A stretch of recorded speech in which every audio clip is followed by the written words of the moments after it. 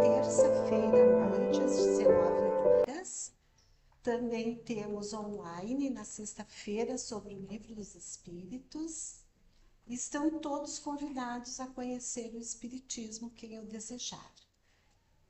Para quem não conhece o Hélio, porque pelas carinhas que eu estou vendo aqui, todos já conhecem. Mas sempre é bom lembrar, né, de quem é o Hélio. Então, eu vou ter que ler aqui também, vocês vão me perdoar, né? Ele é de Niterói, do Rio de Janeiro, ele é advogado, presidente da Casa Batuíra, que tem em anexo a instituição assistencial espírita, localizado no município de São Gonçalo. Ele é vice-presidente doutrinário da Associação Jurídica Espírita do Brasil.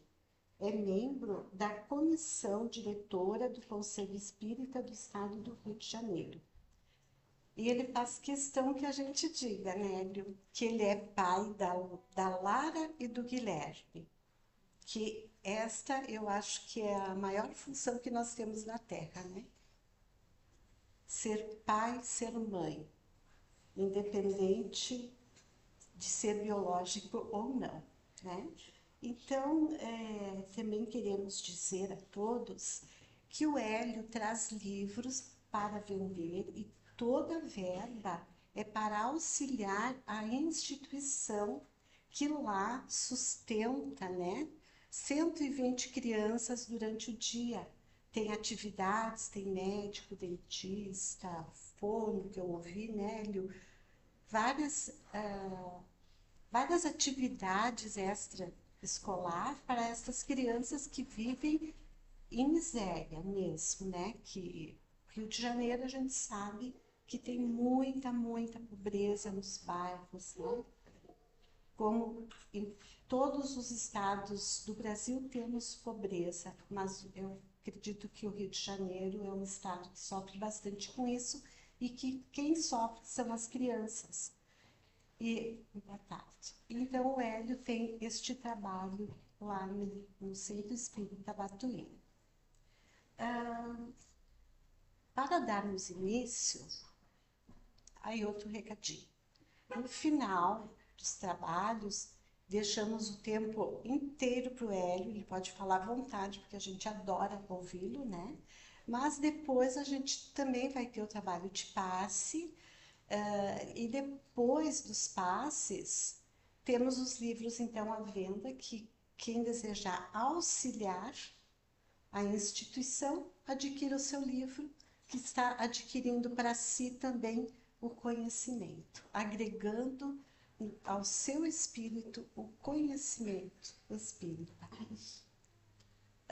Então, vamos fazer uma prece de início, né? Quem desejar pode ficar à vontade, fechar os seus olhos ou não, mas pedimos para que elevemos o nosso pensamento a Deus, a Jesus, porque neste momento Ele está conosco. A espiritualidade amiga que desenvolve, que nos auxilia no desenvolvimento das atividades da casa espírita, também está conosco. E que estas bênçãos que ora está sendo derramado sobre todos nós, as bênçãos de amor, de paz, de saúde, que estamos recebendo para fortalecer o nosso ser espiritual que somos, para fortalecer a nossa fé, que tanto precisamos. E somos gratos, Senhor, por este momento abençoado. E te pedimos, tenha misericórdia de todos que sofrem na terra, e que nesta tarde o nosso palestrante possa também ser orientado pela espiritualidade amiga para que através de sua palavra a mensagem de Jesus possa tocar a cada coração que aqui está e que possam levar consigo a mensagem da Boa Nova, a mensagem que revigora a nossa passagem aqui na Terra. Gratidão, Senhor, que assim seja. Contigo.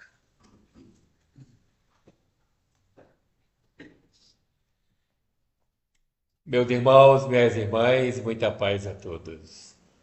É um prazer voltar a essa casa que recebe o nome do Codificador para dividir com vocês esses momentos de estudo e de reflexão. É para nós um momento muito especial porque rever amigos não tem preço. Conviver com amigos é algo muito especial. Então, ao findar mais uma jornada de estudos na Serra Gaúcha, nós agradecemos muito a esses corações queridos que nos recebem e que nos trazem tanto carinho, com abraço, com apoio. Gratidão imensa a todos vocês. O que nos move, com certeza, é o amor. Esse amor que é a maior força do universo. Quando conhecemos a doutrina espírita, muitos de nós ficamos mexidos, porque a proposta espírita é algo de fácil entendimento, mas de difícil execução. É difícil execução porque faz-se necessário, ao dizer-se espírita, a criatura mudar. E no mudar, no sair de si, das suas imperfeições, das suas dificuldades, para ser um estudante da luz, uma criatura em processo de modificação, isso dói. Dói arrancar do fundo de nosso coração árvores frondosas que colocaram raízes profundas em nosso ser, como o orgulho, a vaidade, a prepotência. Tudo isso deve ser arrancado para dar lugar a jardins perfumados, aonde a caridade vai habitar. E isso dói. Dói porque passamos várias e várias reencarnações ainda iludidos com a posse e com o poder. Iludidos com aquilo que, após a morte do corpo físico, fica na terra. É o perecível. Mas o imperecível, aquilo que é indelével, ou seja, não pode ser apagado, que vai tornar a nossa vida na terra inesquecível, é o bem que nós fizermos. Se não for assim, nós seremos espíritas até onde convém. Ou seja, tirou da minha zona de conforto, não me digo espírita. Tirou da minha situação de doce far niente, ou seja, o doce não fazer nada, já não é comigo. Então, nós que conhecemos um pouco da doutrina espírita, até sinceramente nos dizer espíritas, demanda um tempo. Sinceramente demanda um tempo. Porque a luta grandiosa dentro de nós, ela é imensa. Tem vários arounds, tem vários momentos onde a gente é vencido. Em alguns nós vencemos. Mas são as situações do nosso cotidiano, no nosso dia a dia, é que nós vamos fazer as nossas escolhas. E sempre a optar pela luz, sempre a optar por aquilo que é apresentável aos olhos de Deus, nós estamos renunciando àquilo que vai ficar na terra. Renunciando àquilo que, sinceramente, não vai nos fazer falta alguma quando sairmos da terra e acordarmos vivos. Ao acordar fora do corpo, muitos de nós não irão acreditar que já passaram pela experiência do desencarne. Tamanho natural o fenômeno que, através das mãos abençoadas de Francisco Cândido Xavier, vários espíritos vieram trazer o seu testemunho da tranquilidade do fenômeno de, ao deixar o corpo físico, acordarem vivos, mas no corpo espiritual.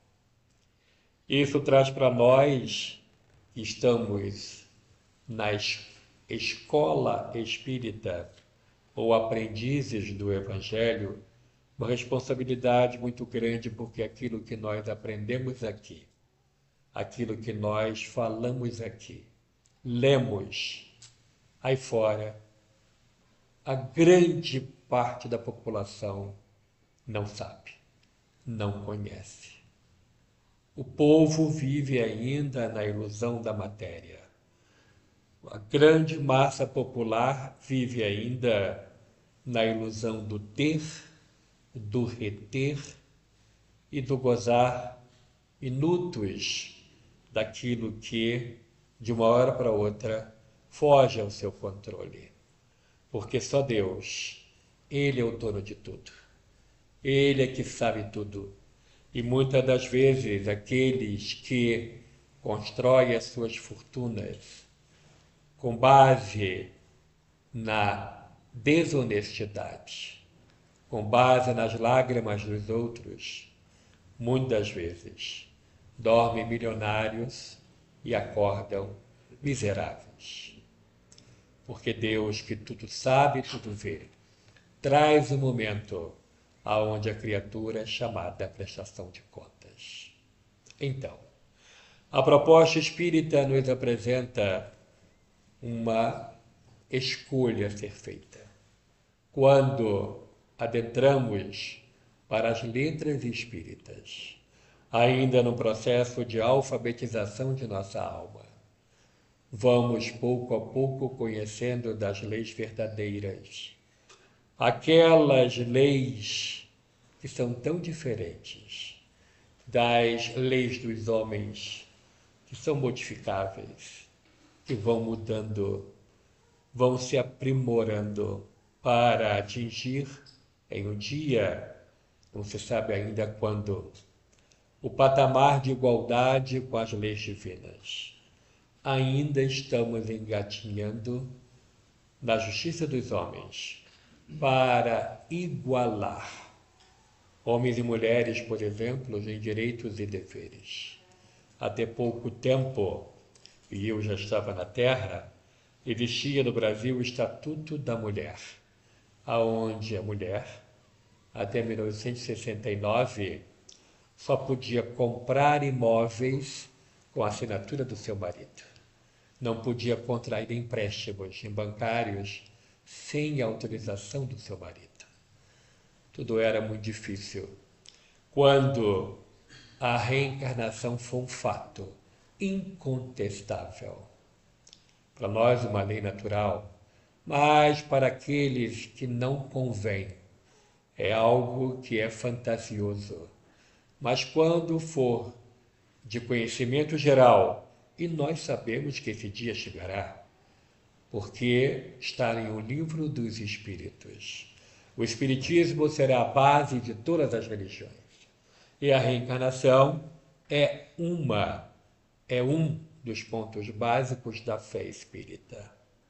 Então, quando a reencarnação for crença geral e estiver ditando as normas do relacionamento humano, nós iremos ver modificações radicais, inclusive na questão de direito de igualdade entre homens e mulheres, assim como entre os homens. Com a reencarnação sendo uma crença geral, nós iremos, em definitivo, entender que tudo é transitório, que nada é nosso, que tudo é empréstimo de Deus, e nós iremos nos conduzir mentalmente como aquele que toma conta de algo que é de Deus. Iremos entender e colocar em prática esse ensinamento de tal forma que não iremos mais dizer: é meu filho, eu mando, eu faço tudo e ele fica quieto. Não. É filho de Deus, Deus me emprestou para tomar conta, e haverá um momento em que o nosso Pai Celestial perguntará: o que fizeste do meu filho que eu deixei com você? E é aí que nós vamos ficar seriamente preocupados, porque quantos que tratam os filhos como uma propriedade privada, quantos que determinam tudo, absolutamente tudo na vida dos filhos. Na verdade, em muitos de nós, viemos de um passado onde falhamos na sagrada missão da materno-paternidade e, muitas vezes, reencarnamos com, de novo, a materno-paternidade como um dos compromissos a assumir. Se não vier diretamente, vem indiretamente, como bem disse a nossa Rô na abertura. Filhos biológicos ou adotados, o compromisso perante os olhos de Deus são exatamente iguais. Mas quando nós temos o medo intrínseco em nosso ser de falhar de novo, nós nos cobrimos de cuidados de tal forma que ultrapassamos uma linha divisória entre eu e o outro, de tal modo que nós esquecemos que os filhos são espíritos individuais. Por mais que os eduquemos, por mais que tentemos imprimir neles o nosso selo, ou seja, o nosso modo de ser, modo de agir, modo de pensar, ao completar o processo reencarnatório, e aos 12 anos, aos 7 anos, tem o primeiro momento, aos 12 o processo reencarnatório ele é terminado, daí para frente fica tremendamente mais difícil o processo da educação. Não é impossível, mas é tremendamente mais difícil. Então, até os 12 anos, nós temos que ser fiéis exemplos de homens e mulheres de bem, para que os nossos tutelados, filhos de Deus emprestados a nós, sejam criaturas que possam, em definitivo, colocar em prática aquilo que nós ensinamos. O que nós ensinamos e exemplificamos é algo que fica marcado, escrito na memória espiritual de nossos filhos de modo inapagável. E, ao defrontarem com situações, irão dizer: o que meu pai me ensinou numa situação dessa? O que mamãe faria? E aquilo fica como um norte na nossa bússola interna. Mas devemos, pela crença absoluta no princípio da reencarnação, ter o respeito à individualidade. Não fazer o filho ficar apaixonado por jiló se ele provou e não gostou. Jiló é para quem gosta. Eu faço jiló para minha mulher, mas eu não como. Ela que come. Mas nem por causa disso a gente vai deixar de ser marido e mulher. Temos sim que aprender, em definitivo, a respeitar as linhas divisórias invisíveis que existem entre a nossa personalidade espiritual e a daqueles que Deus coloca sob a nossa responsabilidade. Isso se repete também na casa espírita. O dirigente da casa espírita tem responsabilidades grandiosas. Eu costumo dizer que o dirigente da casa espírita, ele tem sobre a sua cabeça uma coroa de fogo, porque é um mando temporário, mas ele vai ter que dar contas da administração também perante os mentores da casa, aqueles que dirigem no mundo espiritual a casa espírita. Desse modo, a responsabilidade de abrir e manter grupos de estudo, porque é através dos grupos de estudo que nós vamos solidificar o nosso conhecimento, aprimorar a nossa fé raciocinada, é que nós, estudando juntos, presencialmente, é que vamos dar uma real noção de como é importante para nós, como dirigentes, ter essa responsabilidade, mantê-la. Assim como também o dirigente é o responsável pelo acolhimento aos trabalhadores, aos frequentadores, não deve terceirizar. Ele deve ser aquele que abraça, aquele que ouve, que acolhe. Quando possível, colocar dia e horário especial para o atendimento e ao socorro espiritual aos trabalhadores. Porque o trabalhador espírita não está imune dos ataques, muito pelo contrário. Só se joga pedra em árvore que dá fruto.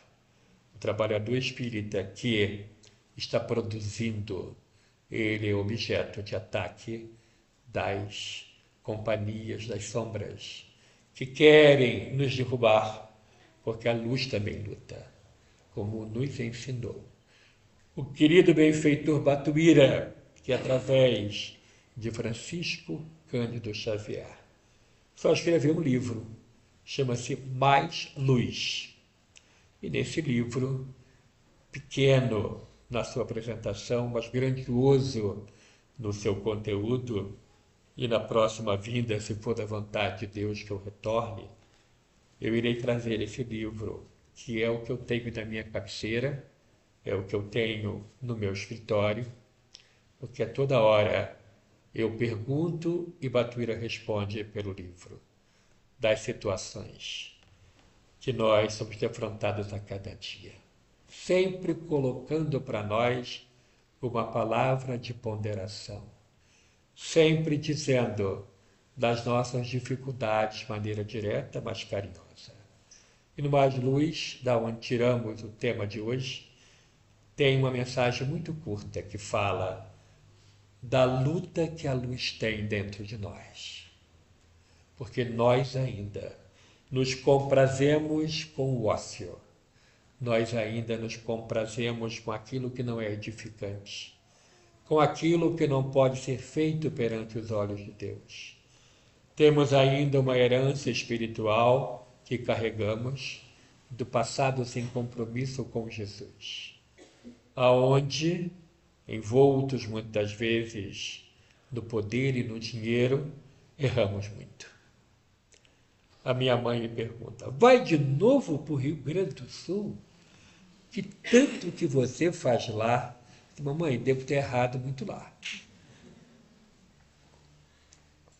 E agora tenho a oportunidade grandiosa que Deus me deu de tentar consertar.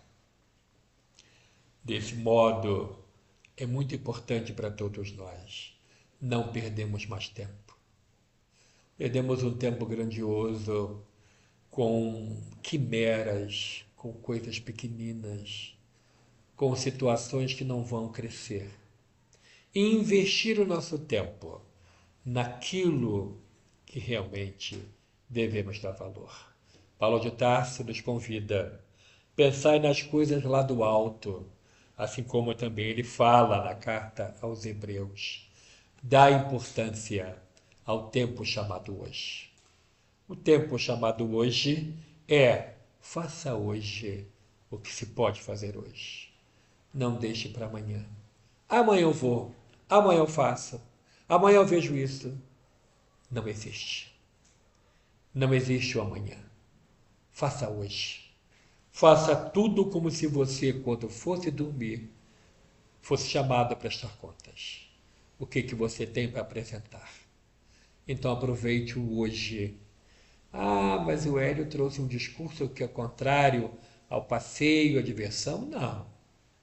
Podemos aliar tudo. Só não podemos dar preferencialmente o nosso tempo precioso, que não volta atrás, os dias não voltam atrás, as horas não voltam atrás, os minutos e os segundos não voltam atrás. Dar uma utilidade útil para que o nosso dia seja o nosso aliado. É tão ruim na hora de dormir fazer um balanço da nossa agenda e descobrir que a gente só conseguiu fazer 10% do que tínhamos programado para aquele dia. Porque o dia ficou e a gente ficou envolvido com tanta coisa sem nenhuma utilidade, quando, na verdade, nós tínhamos que nos envolver com aquilo que é digno de ser apresentado perante Deus. Tem uma historinha da menina que tinha uma irmã 1 ano mais nova, mas eram praticamente do mesmo porte físico. Vestiam as mesmas roupas, o mesmo número. A mais nova saiu mais cedo para o trabalho e a mais velha, como pegava no turno mais tarde, ela, ao se arrumar, procurou a blusa amarela. Queria ir com a blusa amarela. Quando, na verdade, eu aprendi que a gente deve escolher a roupa que vai atrapalhar um dia antes. A coloca em cima de uma cadeira, já acordou, já está tudo separado. Porque não tem coisa pior você, bêbado de sono, com que roupa que eu vou? E aí, às vezes, vai parecendo, né, algo diferente, um desfile de carnaval, né, quando na verdade não pode. E a menina começou a procurar a blusa amarela. Procurou no local que ela coloca as blusas e não achou. Minha mãe, sempre a mãe que sofre, né? Minha filha, vê se está nas outras gavetas. Procurou nas outras gavetas. Vê se está no cesto roupa suja. Não estava. Vê se está no cesto roupa para passar. Uma tortura. Roupa para passar. Aquilo é uma tortura. Hoje em dia não se passa mais. Algumas pessoas não passam. E vê se está atrás. Ele tira as gavetas, se não caiu lá atrás. Olhou. Mamãe, com certeza a minha irmã apanhou, está nas coisas dela. Minha filha, eu te ensinei que cada uma tem uma porta do armário. Não mexe no armário da sua irmã. Ela já estava lá dentro, revirando tudo, revirando. Filhinha, você vai perder a hora do trabalho. Eu não vou trabalhar a não ser com minha blusa amarela. Mas você tem um dia de trabalho? Não vou, eu quero minha blusa amarela. Você vai ter falta no trabalho? Mamãe, eu só saio de casa com blusa amarela. Que bobagem é essa, minha filha? Não, é ponto de honra. Ponto de honra, blusa amarela. A que ponto chegou a mentalidade humana? Procurou. Foi naquela da vizinha, que aventou-se, que ventou muito, e saiu e foi voando, caiu na vizinha. Não tem nada aqui. E aquela loucura, chegou a hora do almoço e a garota em casa, chorando, revirou tudo. A mãe aproveitou que ela estava animada. Vamos ver a sala, tira tudo do lugar. Ah, e agora? Não vai colocar no lugar. Vamos aproveitar, passar a vassoura. Passa um pano. Fez uma faxina na casa. E foi olhar os armários, olha tudo.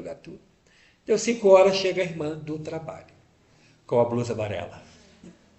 Ela vestiu a blusa amarela. A parte que foram as duas para a delegacia eu não vou contar. Mas a moral da história, perdeu-se um dia da vida dela, atrás de uma coisa que vai ficar. Não podemos mais. Não temos mais tempo a perder na vida. Temos que nos envolver em definitivo, nos assuntos espirituais, naquilo que vai nos acompanhar como bagagem verdadeira quando nos for perguntado o que você fez na Terra. Não podemos começar com respostas evasivas. E sim, dar o testemunho daquilo que nós fizemos, do talento que Deus nos deu. Então, quando a luta grandiosa da luz, das verdades espíritas, começarem a nos envolver, nós deveremos pedir socorro aos amigos espirituais e começar a ouvir, através das leituras, as respostas que os bons espíritos nos dão, para, em definitivo, não mais perder tempo.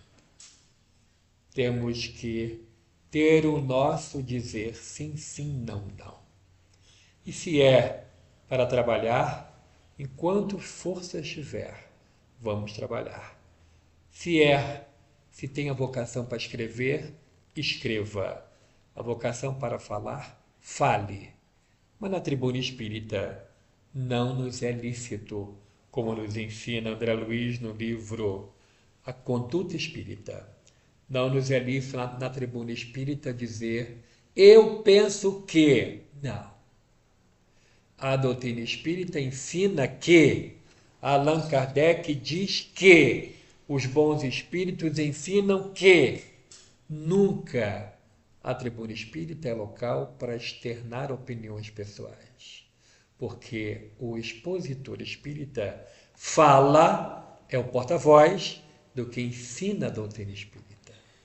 Nos é lícito lutar contra a vaidade, contra o egoísmo, a prepotência, que ainda são verdadeiros monstros que habitam as profundezas do nosso ser e que de vez em quando querem vir à tona para, de forma misericordiosa, cuidar de nós e sermos cartas vivas do Evangelho aonde quer que estejamos, com quem quer que estejamos.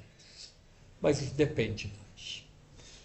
Eu falei sobre a igualdade entre homens e mulheres, então eu vou trazer o exemplo de um período do Império, uma história nova, viu, Rossana? Uma história nova, mas ligada a uma cidade que um dia vocês podem ir lá no Google Imagens conhecer, ou quem sabe visitar, Vassouras, no Vale do Café Fluminense, do interior do estado do Rio de Janeiro, e que foi a capital do café do Brasil durante o Império de Pedro II. Vassouras, da onde vieram diversas histórias, que inclusive contei lá no Libertação, né?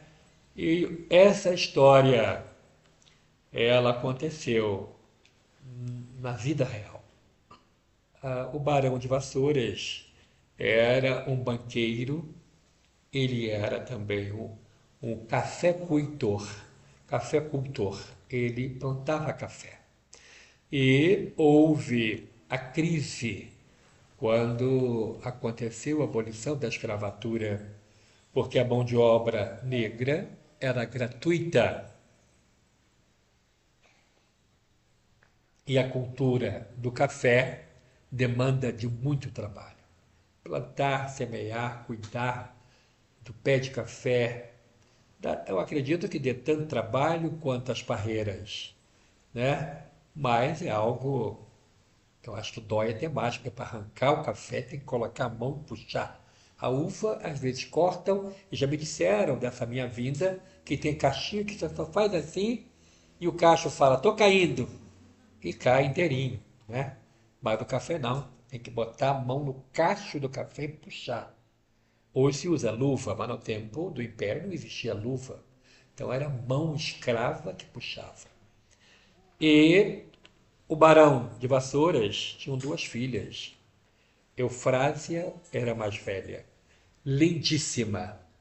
E a irmã, não tão bem acanhoada pela beleza, mas Eufrásia protegia muito. Estudaram Aquela época era o pai que decidia o futuro das filhas, em especial das mulheres. Já falamos aqui do Código da Mulher Casada, que dizia que a mulher casada tinha que ter autorização do marido para contrair empréstimo, para comprar ou vender imóveis. E aquela época era muito pior. Antes do Código Civil Republicano, o Código Civil do Império era muito mais rigoroso no tocante à desigualdade de direitos da mulher. E o barão veio a falecer, as duas filhas do barão receberam o título de baronesas, e o irmão mais novo do barão, o tio das meninas, iria ser o administrador da fortuna, grandiosa fortuna que o irmão havia deixado, porque o barão já havia desencarnado viúvo.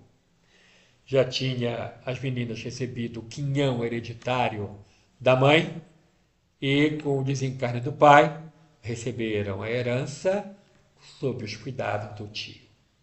Ao atingir a maioridade, as meninas, as baronesas, tinham um direito de acesso às heranças, mas ainda era um acesso restrito. Sempre algo de maior responsabilidade, mesmo sendo maiores de idade, naquela época aos 21 anos, não aos 18 como é hoje, tinha que se ter o tutor, ou no caso o tio, tinha que assinar junto.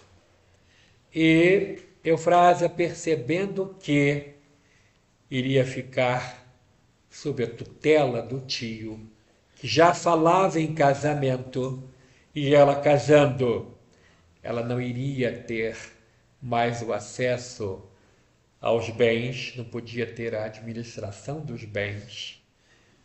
Ela ficou pensativa e disse para o tio: eu gostaria de sua autorização, que o senhor assinasse comigo, uma autorização de transferência de valores. Hoje você faz Pix em qualquer lugar do mundo, né? Mas naquela época, não. As transferências de valores envolviam diversas autorizações. E ela tinha uma quantia herdada do pai e da mãe muito razoável, algo beirando R$ 1 bilhão.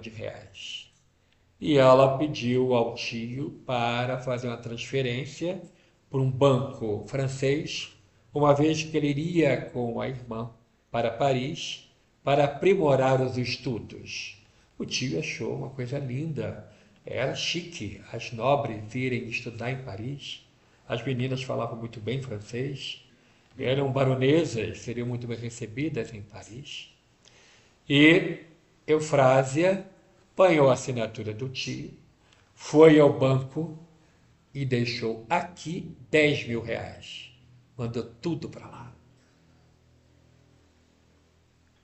O tio já estava vendo um noivo para Eufrásia, e Eufrásia, quando soube disso, já comprou as passagens de navio.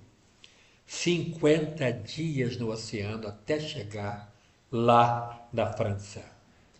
Bem diferente de hoje, que você dorme no Brasil, acorda na França. E ele não sabia do valor, mas não era dele. Ela podia fazer o que queria, ele assinou junto, mas nem viu o valor, e ela foi.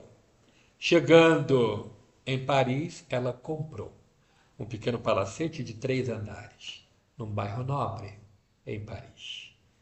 A nossa moeda na época era, por incrível que pareça, mais valorizada do que o franco francês. Então o dinheiro chegou lá multiplicado. Comprou, antes deixou aqui no Brasil um soldo para cada escravo que cuidou da fazenda, e o tio ficou com a administração da fazenda, teve que contratar empregados, muitos escravos aceitaram ser empregados, porque ficaram sem absolutamente nada, ficaram sem nada, e aí vale a pena uma retificação da história. Pouca gente fala, mas a princesa Isabel tinha um plano. Existe uma carta que está no Instituto Histórico Geográfico do Brasil, remetida ao Barão do Rio Preto, que era o embaixador do Império do Brasil junto a Londres, aonde ela estava com a ideia de propor um empréstimo ao Banco de Londres, perdão, ao Banco da Inglaterra, para indenizar todos os escravos pela escravidão. Indenizar junto com a libertação. Junto com 13 de maio, todos os escravos iriam ter um pedaço de terra e iam ter um valor em dinheiro para começarem a vida. Mas veio a República e tudo foi colocado abaixo. A República veio como uma vingança dos donos de escravos, dos fazendeiros, que estavam no domínio do parlamento do Brasil e se vingaram para expulsar a família real do Brasil. Fechado parêntese, vamos a Eufrásia, que era uma mulher de negócios, era uma mulher de visão.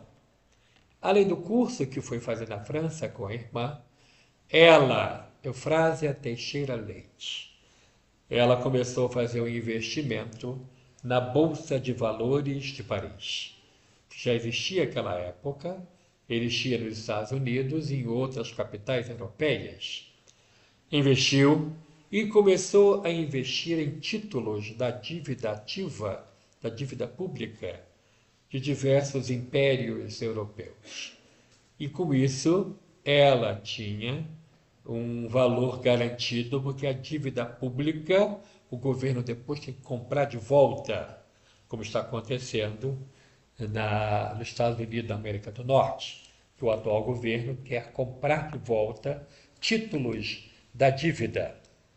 E com isso, a fortuna de Eufrásia Teixeira Leite só crescia. Quintuplicou em 3 anos dela morando lá. Mas ela era um coração sensível. Paris, por incrível que pareça, tinha pessoas em situação de rua. E o sanduíche do bem já funcionava lá. Ela trazia as pessoas que viviam em redor do seu palacete e dava uma refeição por dia. No térreo do seu palacete, ela fez um puxadinho, para nós aqui no português claríssimo, né? E ali ela servia, mandava os empregados servir uma refeição aos moradores de rua. Foi a primeira mulher do mundo a ter uma linha telefônica ligada direto do seu apartamento, do seu palacete, para a Bolsa de Valores de Paris. Quando poucas pessoas no mundo tinham telefone, ela já tinha uma linha privada que ligava e os corretores ligavam para ela. A ação tal está subindo, o que a senhora quer que faça? Invista tanto. E aquilo só quintuplicado. Depois de um bom tempo, ela resolveu, percebendo que, solteira, sem filhos, também a irmã não casou, não teve filhos, que toda aquela fortuna não deveria ser objeto de guerra entre os sobrinhos netos e os outros sobrinhos, melhor, os filhos dos primos, que não tinha absolutamente nenhum herdeiro direto. E ela pensou naquilo que é a nossa família verdadeira, naquelas pessoas que não tinham nada, e resolveu fazer. Já há uns 10 anos antes de partir, ela resolveu fazer um fundo internacional, constituiu uma empresa internacional que iria administrar a sua fortuna e criou 3 fundações na cidade de Vassouras. Uma ligada aos meninos, e deveria ter um colégio, uma faculdade e escolas de música. Outra ligada às meninas, porque até então era muito difícil ter escolas mistas, as escolas de meninos e de meninas separadas. Uma outra fundação para a criação do mesmo, escola de música e escola, tudo de graça para as pessoas que não podiam pagar uma escola particular. Criou também uma fundação que é responsável por um hospital que existe até hoje em Vassouras, o Hospital Eufrásia Teixeira Leite. Hoje, que faz parte de uma fundação, foi feita uma parceria e Vassouras, como é uma cidade universitária, tem um hospital universitário e a parceria com a fundação criada por Eufrásia, o Hospital Eufrásia é o hospital universitário da Faculdade de Medicina de Vassouras. Vassouras é a referência na questão de saúde para grande parte do estado do Rio de Janeiro. Utilizada pelo sistema do SUS, lá fazem cirurgias complexas. A Universidade de Vassouras, em especial no campo da medicina, é uma universidade de ponta, porque conta com um hospital universitário que tem verba própria, a verba destinada por Eufrásia Teixeira Leite. Quando, 5 anos antes da sua partida para o mundo espiritual, resolve voltar para o Brasil. Não queria viver em Vassouras. Comprou um apartamento de um andar inteiro na Glória, no Rio de Janeiro. E ali ela dedicou os 5 últimos anos de sua existência terrena, aprimorando as 3 fundações que iriam cuidar de toda a população carente de Vassouras e de região, porque não é proibido a adesão de alunos que não vivam no município de Vassouras. Qualquer criança, qualquer família que prove o estado de miserabilidade, e hoje em dia se prova através da inscrição no CRAS, Centro de Referência e Assistência Social, pode ser aluno de lá, das escolas criadas pela fundação da dona Eufrásia Teixeira Leite. E quando desencarnou no seu testamento dizia: quero ser enterrada em Vassouras, numa cova simples, sem nada que possa identificar que ali repousa o meu corpo. Não quero homenagens. Aqueles que quiserem doar flores, doem para as escolas, doem para os alunos. E vários são os alunos que passaram por lá. Vários foram aqueles que tiveram contato com a música nas escolas de música fundadas e mantidas até hoje pelo desprendimento daquela mulher que venceu a sombra do poder e do mando e, com a luz brilhando dentro dela, resolveu empregar tudo aquilo que Deus lhe emprestou em favor do próximo. Quando a caravana Ivone do Amaral Pereira, no último final de semana de agosto, visita a região de Vassouras, sempre vai alunos do projeto de música tocarem músicas clássicas na abertura e no final das palestras. As caravanas são de nossa iniciativa há 25 anos. Um ônibus cheio de espíritas saem de Niterói e região e percorre o interior do estado. São 11 caravanas durante o ano e a primeira caravana do ano, Caravana Bezerra de Menezes, passa por Vassouras e a quinta caravana, que é a caravana Ivone do Amaral Pereira, passa por Vassouras e termina em Rio das Flores, cidade fronteira com Minas Gerais, aonde a dona Ivone do Amaral Pereira nasceu. E as crianças, em sua grande maioria de pele negra, fazem ali um trabalho grandioso. E para encerrar, caminhando para o encerramento, vou falar também, ainda continuando a falar de Vassouras, mas uma história nova, né? É algo que existe em Vassouras e sempre quando eu levo a caravana lá, tem sempre gente nova, um ônibus cabe 44 pessoas, a caravana não tem fim lucrativo e é um valor simbólico só para pagar a diária do hotel e o ônibus que a gente aluga. Os ônibus são especiais, um conforto maravilhoso, para que a gente possa ter uma viagem tranquila. E bem no centro de Vassouras existe, acho que eu contei essa história lá no Libertação, existe um memorial, Memorial Manuel do Congo. Esse memorial é em homenagem a um escravo que fugiu das torturas das fazendas, da escravidão dolorida e criou um quilombo numa cidade vizinha a Vassouras e que já tinham 600 escravos vivendo lá quando foram massacrados por tropas do exército que saíram do Rio de Janeiro, pegaram alguns outros voluntários das fazendas na região e na calada da noite chovia e fazia frio. Vassouras faz tanto frio quanto aqui. Não me chame para fazer palestra em julho, porque em julho eu não vou, porque o frio é de deixar a boca tremendo, né?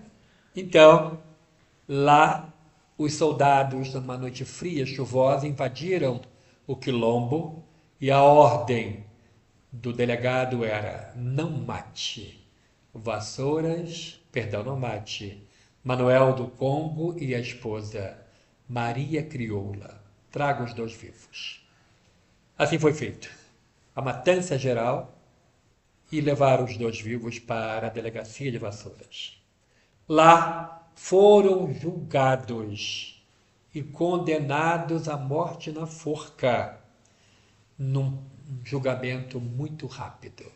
Em uma semana foram julgados, condenados e foram ao patíbulo, foram à forca.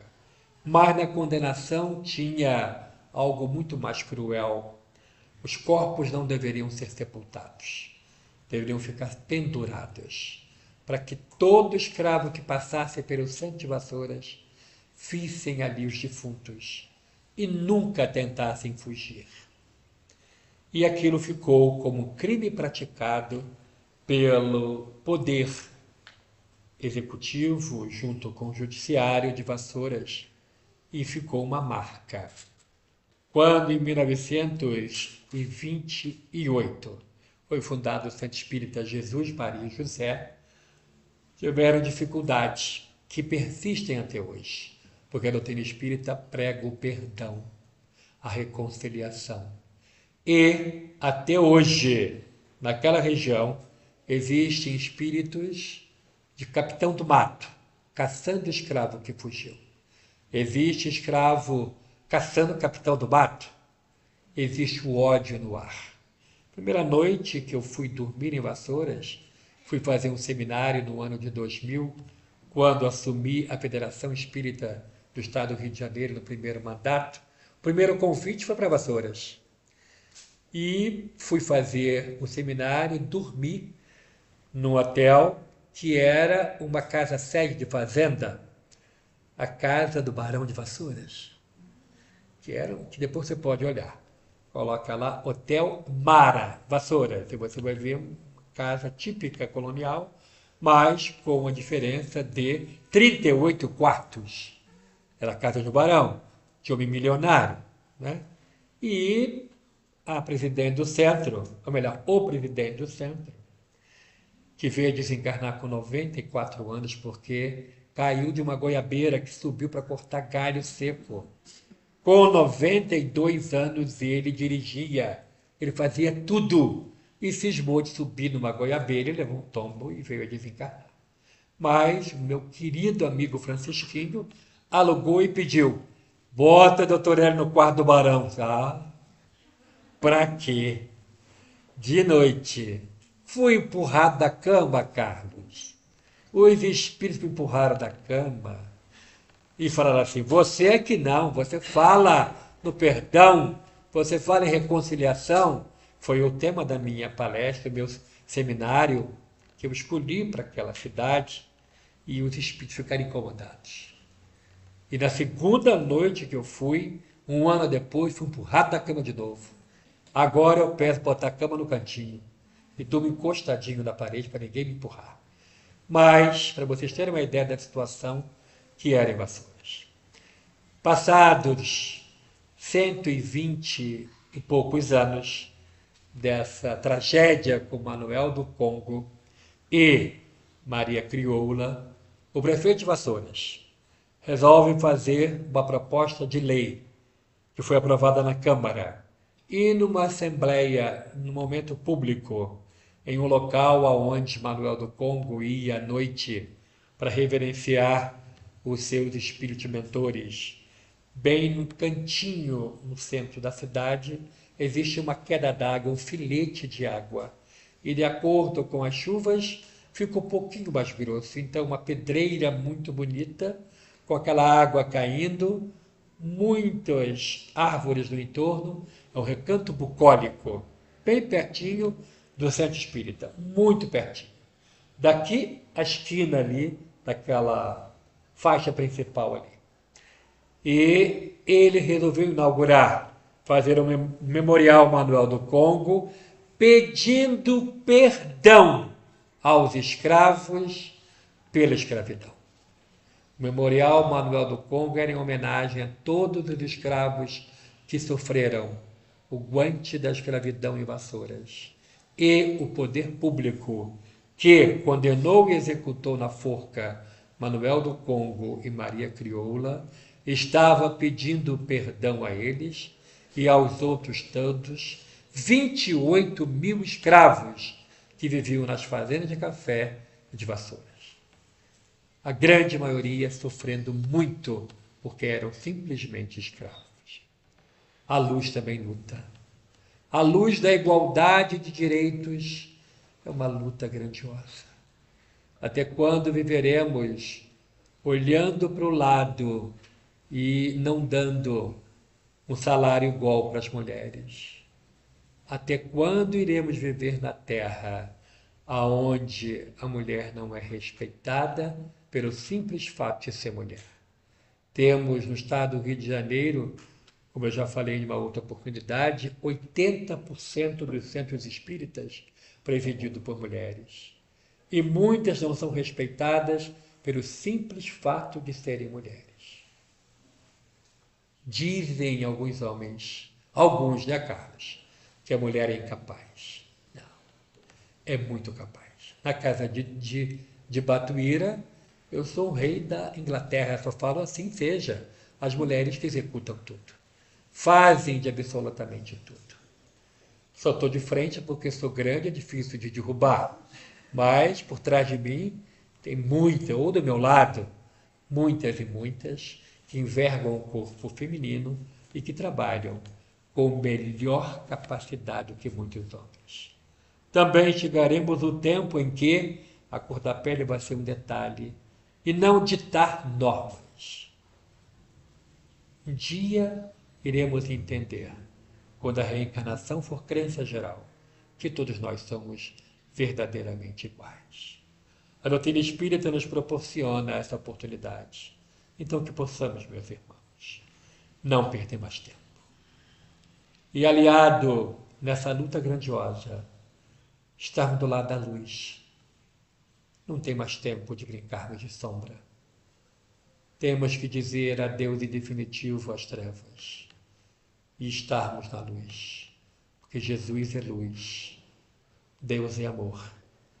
E o professor Allan Kardec nos presenteou com esse magnífico edifício do conhecimento humano, que é a codificação.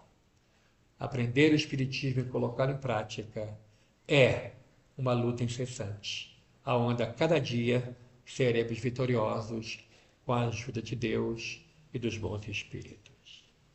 Eu rogo a Deus que abençoe essa casa para que ela possa continuar firme nos propósitos abraçados.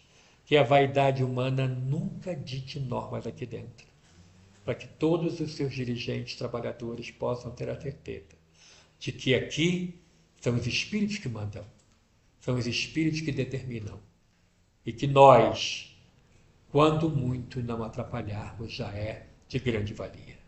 Que possamos ser instrumentos úteis nas mãos dos mentores espirituais, trabalhando, servindo, trabalhando, para sermos edifícios de Deus aonde quer que estejamos, com quem quer que estejamos.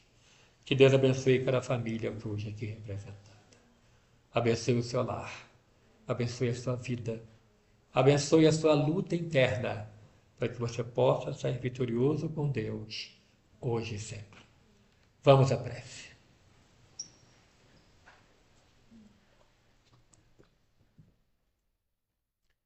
Médico Jesus, agradecemos, Senhor, essa oportunidade maravilhosa de estarmos aqui, neste verdadeiro oásis em nossa vida, que é a Casa Espírita.